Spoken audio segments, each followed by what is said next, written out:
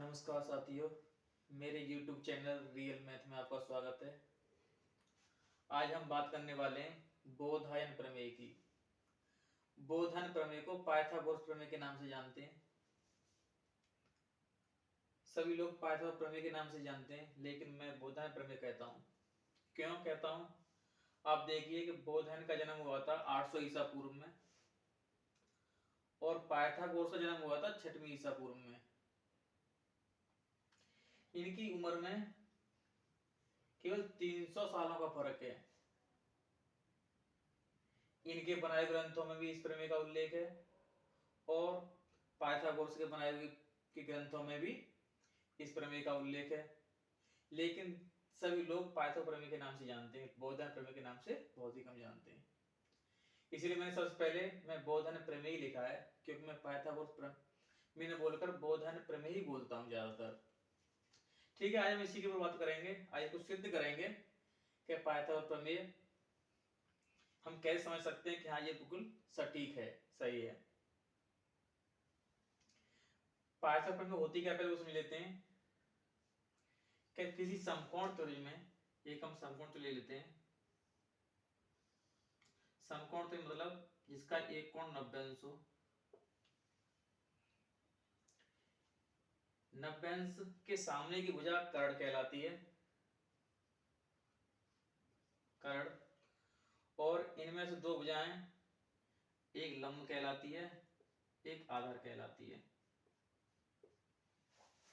तो इस प्रमेय के अनुसार कर्ण पर बना वर्ग बाकी दोनों भुजाओं पर बने वर्गों के योग के बराबर होता है। यानी कर्ण पर बना वर्ग आधार पर बने वर्ग प्लस लंब बने वर्ग के योग के बराबर होता है।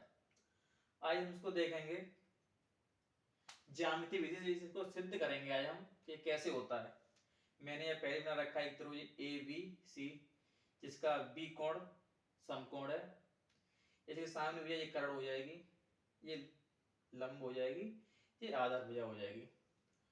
तो प्रमेय के अनुसार कर्ण पर बना वर्ग, हमने कर्ण पर वर्ग का निर्माण कर लिया है, जिसकी भुजा हमने 5 मानी है कर्ण की, 5 इकाई, और ये 3 इकाई है और ये 4 इकाई है। मैंने अपने आप नहीं माना है, ये इस तरह होती ही है। तो हम एक हमने 3 मानी है,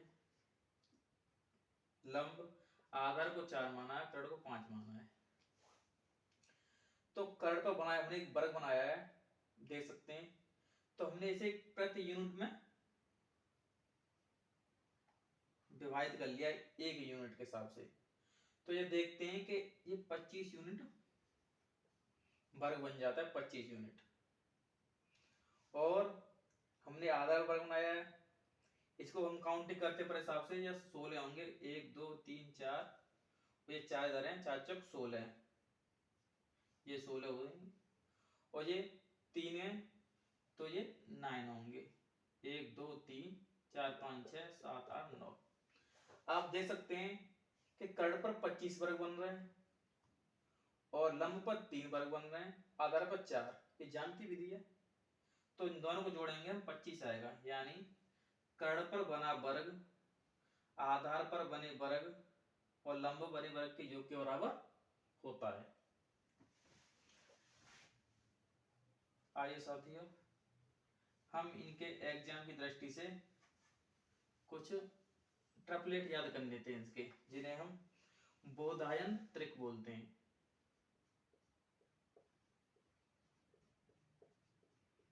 बोधायन त्रिक।